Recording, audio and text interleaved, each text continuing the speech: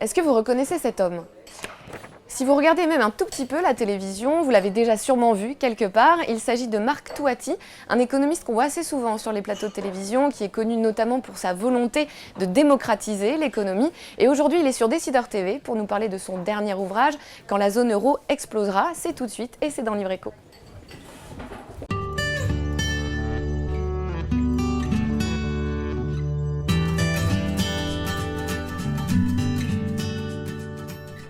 Bonjour Marc Touati. Bonjour. Merci beaucoup d'avoir accepté notre invitation Avec dans plaisir. Livre Éco. Alors je le rappelle, vous êtes président fondateur du cabinet ACDFI, donc qui veut dire aux commandes de l'économie et de la finance. Avant, vous êtes passé entre autres par le secteur bancaire. Pendant 10 ans, vous étiez à la tête de la recherche économique et financière des groupes Banque Populaire et Natixis. Ouais. Et vous avez également travaillé entre 2008 et 2012 pour une compagnie financière, Global Equities, pour laquelle vous étiez directeur général. Exactement. Donc aujourd'hui, on va parler de votre dernier ouvrage qui est sorti aux éditions du Moment. Donc quand la zone euro explosera, comment la France peut encore éviter le pire. Alors c'est bien, le sous-titre, c'est important de le dire aussi, parce que ça fait un petit peu anxiogène, si vous voulez. Donc un titre quand même pour le moins percutant. Ouais. Pourquoi avoir choisi un titre si sombre? Sombre, c'est surtout pour alerter. Je pense que le vrai enjeu aujourd'hui que nous avons, et c'est aussi le rôle des économistes, c'est bien sûr de démocratiser l'économie, ce que j'essaye de faire depuis des années, mais surtout d'alerter, de prévenir, entre guillemets, pour dire attention, si on continue comme ça, alors oui, la zone euro va exploser. Et je pense que, bien entendu, c'est important de le dire. Je ne suis pas du tout un tenant de la fin de la zone euro. Mais justement, j'ai voulu faire le scénario catastrophe en disant, voilà, si effectivement on continue ce dogmatisme maladif qu'on a en Europe, cette croissance qui n'existe plus, malheureusement, eh bien à ce moment-là, la zone euro va exploser. Donc on y reviendra justement sur les solutions. Donc comme vous venez de le dire, donc, votre livre est sorti en mars 2012 et, comme vous le dites également, il est malheureusement, si je puis dire, encore d'actualité, puisque donc, le dossier grec, entre autres, vous en parlez dans votre livre, n'est pas tout à fait fermé. Je voulais justement vous demander, puisqu'il y a un peu de nouveau depuis quelques jours, est-ce que vous pensez que ça va dans le bon sens? Qu'est-ce que vous en pensez de cette mesure? Aujourd'hui, le problème que nous avons, c'est qu'on ne fait que gagner du temps. J'étais encore à Athènes la semaine dernière et c'est vrai qu'on voit bien que nos amis grecs ont envie de sortir de cette crise, mais on peut les comprendre. Ça fait 5 ans, je ne sais pas si on se rend compte, 5 ans de récession.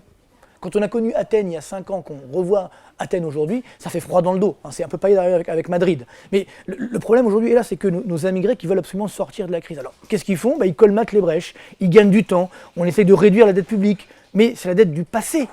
Le problème, c'est la dette à venir. Donc c'est là où, aujourd'hui, qu'est-ce qu'on est en train de faire? On colmate les brèches, on éteint l'incendie une fois qu'il est là. Moi, ce que je dis, c'est qu'il faut éteindre l'incendie avant qu'il ne se produise. Donc, d'où vient l'incendie de la dette? D'où vient la dette? Elle vient des déficits publics. Et d'où viennent les déficits?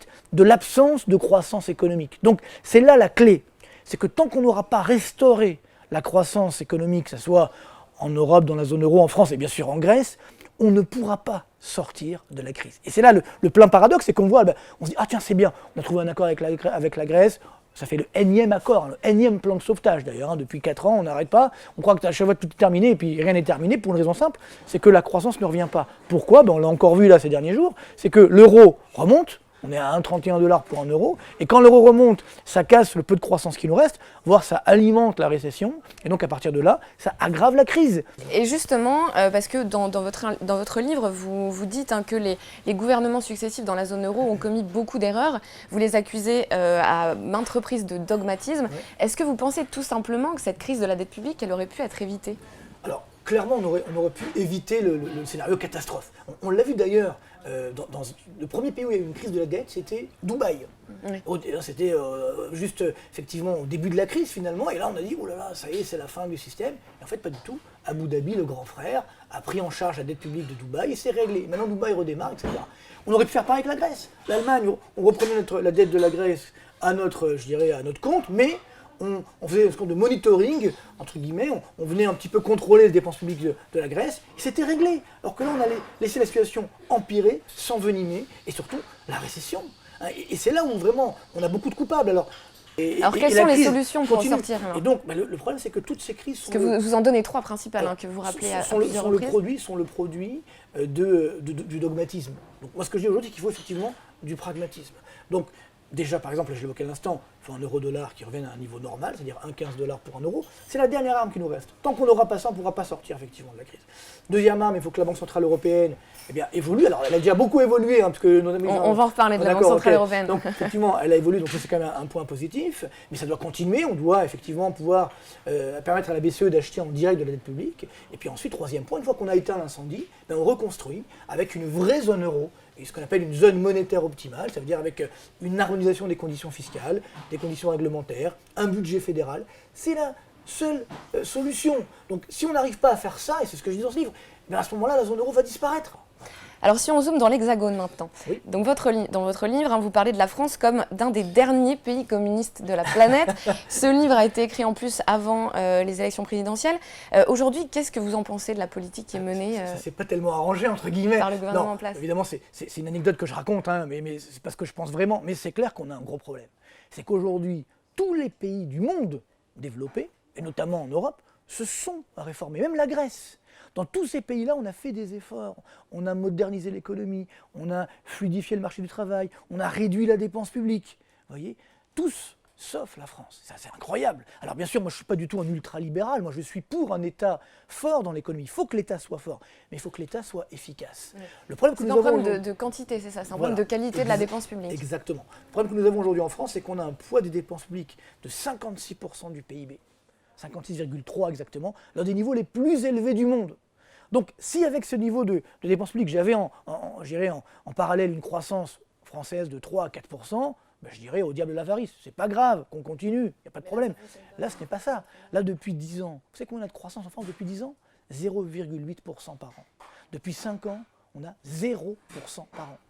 C'est la preuve que ça ne fonctionne pas. Donc, je dis aujourd'hui, il faut optimiser cette dépense publique et il faut aussi baisser les impôts. Parce qu'aujourd'hui, quand on regarde la pression fiscale qui pèse en France, si on la ramène au PIB français, ça veut dire que si on veut ajuster ce poids de la fiscalité par rapport à la moyenne de la zone euro, la zone euro c'est des pays comme nous, je ne parle pas de la Bulgarie ou autre, il faudrait baisser les impôts en France de 70 milliards d'euros.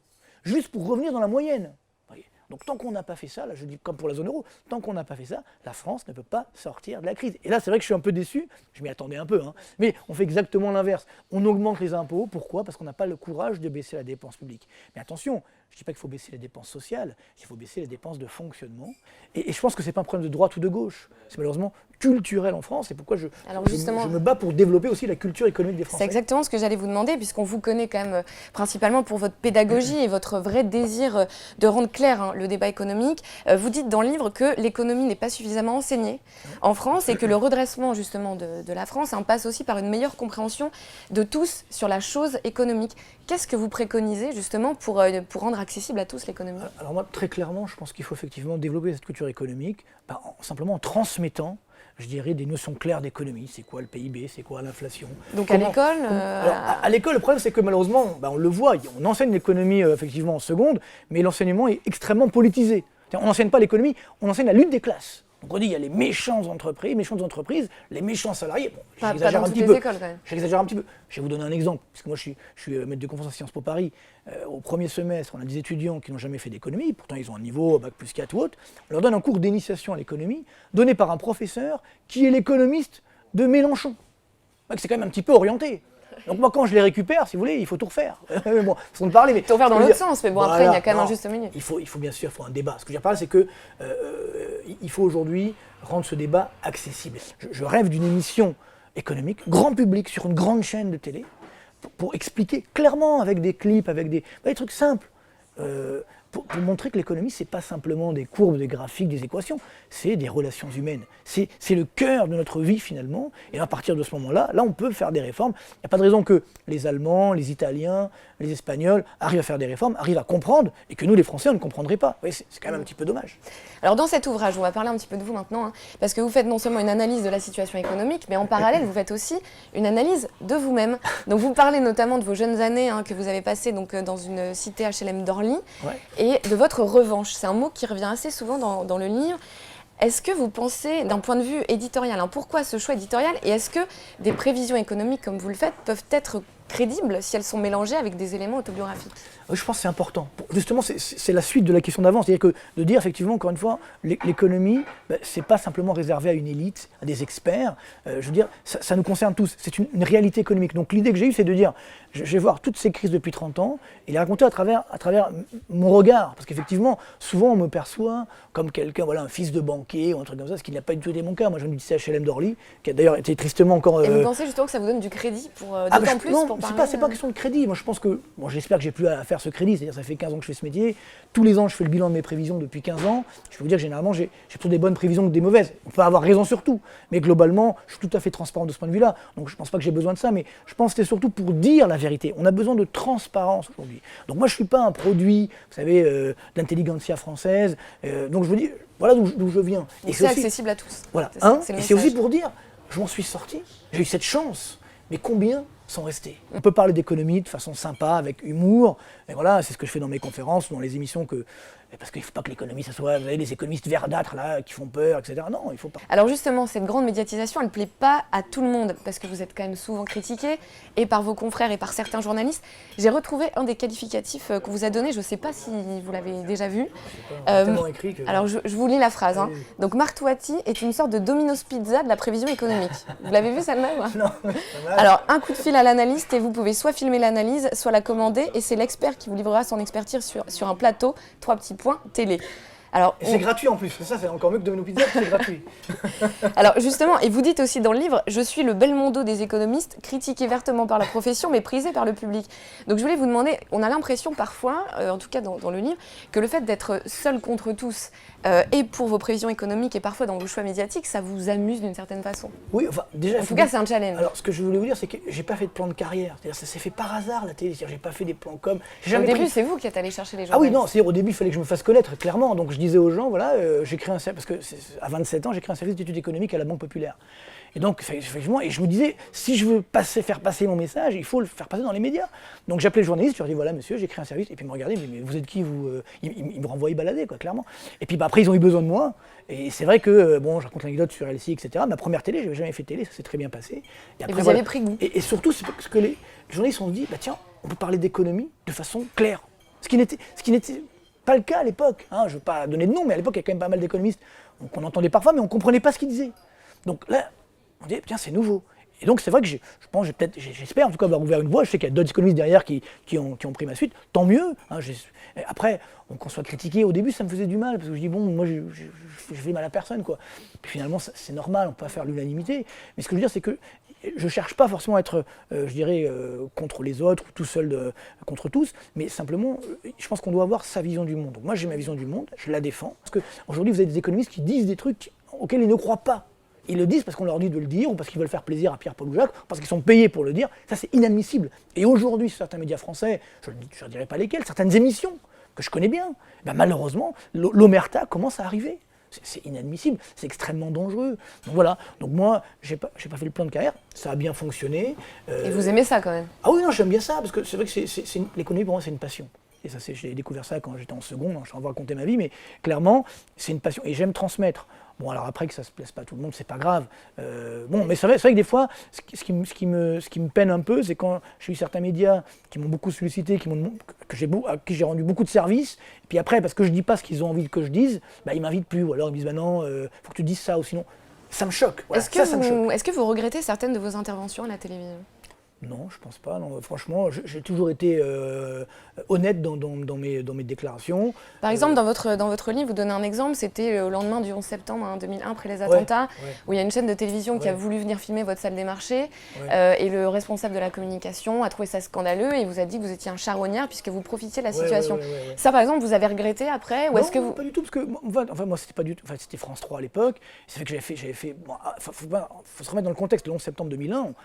On tombe dans le vide, quoi. C'est comme la fin de la zone euro, quoi. On tombe dans le trou noir, on ne sait pas où on va, on ne sait pas ce qui se passe. Donc, moi je me disais, pour éviter justement de faire le jeu des terroristes, il faut résister, il faut montrer qu'on est toujours là. Et c'est vrai que moi, mon but, ça a toujours été de montrer que les opérateurs de marché sont des gens comme les autres. Bon, alors il y a des voyous comme partout, hein. Bon, il y en a peut-être plus d'ailleurs que dans les salles de marché que dans les cités que je connais bien, mais il y a aussi des gens normaux, donc je voulais simplement montrer. Alors je termine par une question. On sent dans votre livre que vous êtes un affectif quand même. Il y a beaucoup Ah oui, d'affect ça, c'est dans la clair, façon ouais, dont, c'est vous, sûr. dont vous travaillez. Vous racontez une anecdote justement sur Jean-Claude Trichet, que vous appelez Monsieur Jean-Claude. Alors on connaît en plus votre position concernant la BCE. Moi je me suis posé une question, donc justement par rapport à cette anecdote où clairement vous briguez un poste et il a plutôt découragé justement votre employeur en parlant, en disant qu'il devait se méfier du jeune excité, donc en l'occurrence vous. Moi je peux pas m'empêcher de me dire, vu la position que vous avez sur la BCE, est-ce qu'il n'y a pas un lien de cause à effet? Est-ce qu'il n'y a pas trop d'affectifs Non, pas du tout, parce que justement, en fait, le problème, c'était venu de quoi? C'est qu'à l'époque, déjà, j'avais effectivement été assez critique à l'égard de la BCE, parce que c'est mon rôle d'économiste de dire ce que je pense, de dire la vérité. Et c'est vrai que, on voit bien ce qui s'est passé pendant des années, effectivement, j'ai critiqué non pas la BCE, mais son action, son dogmatisme, notamment de son président, Jean-Claude Trichet, et beaucoup de journalistes ou d'économistes en ont voulu, en disant, mais pour qui vous prenez? Ça se fait pas, etc. Puis finalement, maintenant, on a changé de président, et on voit que finalement, j'avais raison, c'est-à-dire que Mario Draghi a fait exactement l'inverse. Donc c'était possible, c'était bien un problème effectivement de dogmatisme, quoi qu'il y a encore du boulot à faire, mais vous voyez, donc c'est tout, moi j'avais rien contre lui, mais après, c'est vrai que parfois j'ai peut-être été un petit peu dur, donc lui il a très mal pris, puis surtout, comment? Moi, un petit jeune, à l'époque, 27-28 ans, en plus des cités, moi je suis juste un universitaire, je n'ai pas fait des grandes écoles, etc. Et ce mec-là, il ose. Vous voyez, c'est ça qui les a énervés, qui énerve encore beaucoup aujourd'hui. Je pense qu'il y a l'establishment français, que ça énerve. Comment lui, mais pour qui il se prend même encore aujourd'hui, bon maintenant je suis un peu plus âgé, mais voilà, moi ça me fait, franchement ça me fait rire. Bien, ce sera le mot de la fin. Je vous remercie infiniment, Marc Toiti, d'avoir participé à cette émission. Je le rappelle, le nom de votre livre, donc Quand la zone euro explosera, c'est aux éditions du Moment. Merci, à bientôt. Avec plaisir, à bientôt.